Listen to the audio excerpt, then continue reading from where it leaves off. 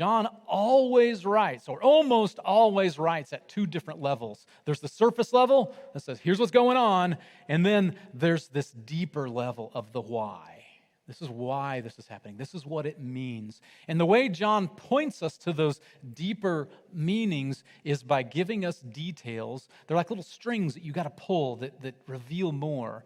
And so let's look at some of the details in this that John wants us to get our brains around. One detail has to do with the stone jars themselves. The stone jars are used for what?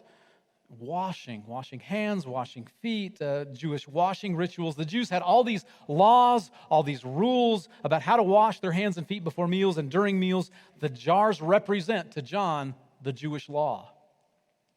And Jesus replacing the water with the wine is symbolic of Jesus replacing the Jewish law with something brand new. Not more ritual, not more rules, something brand new. The old has gone, the new has come. This wasn't just a miracle, it's a sign. John wants us to catch that. It's also a foreshadowing of Jesus and the Last Supper, of him taking the cup of wine and saying, this is my blood shed for you and shed for many for the forgiveness of your sins. The water in the jars was meant to wash the dirt off of hands and feet, but Jesus is saying, my blood is meant to cleanse you in ways that nothing else can, to cleanse your hearts, to purify your minds. This was more than a miracle. It was a sign. And then the detail about the master of ceremonies.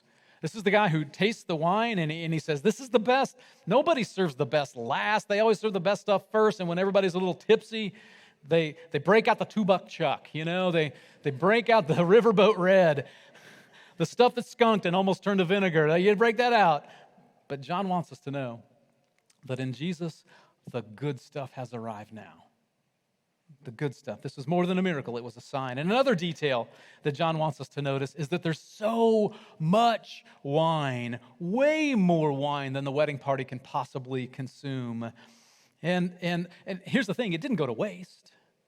I'm sure what happened is they called everybody else into the village that wasn't invited to the wedding, like, hey, come join us anyway. We got more wine than we can possibly enjoy. Come, enjoy. And then it probably was more than the whole village could consume. So they invited the next village over and said, we have this superabundance of wine. Come and enjoy this with us. Enjoy this superabundance. John's pointing out how what Jesus brings isn't just for those invited to the party.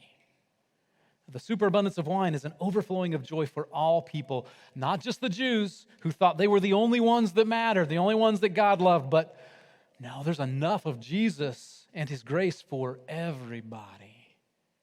In fact, do you remember when Jesus was born, what the angels said to the shepherds? Remember that? I know I'm taking you back to Christmas here. They said, we bring you good news of great joy for all the people. All the people. This was more than a miracle. It was a sign. So in these details, can you see how John writes? How he's beginning to say, here's what happened, yeah, but here's what it means. He's not telling us about something Jesus did one day, a long time ago. He's telling us about who Jesus is and what Jesus is still doing. So John wants us to know that whenever Jesus comes into somebody's life, it's like changing water, ordinary water, into wine in their lives. He's saying, if you want this new, extraordinary life, then come follow Jesus, and your life will be changed from water into wine. Then the story wraps up like this. He writes, the miraculous sign at Cana in Galilee was the first time Jesus revealed his glory. And his disciples believed in him. The disciples believed in him. Why? Was it because he just told them, hey, you got to have faith? Did they believe in him because he said, no, you got to believe? No. The reason they believed was because there was a reason to believe.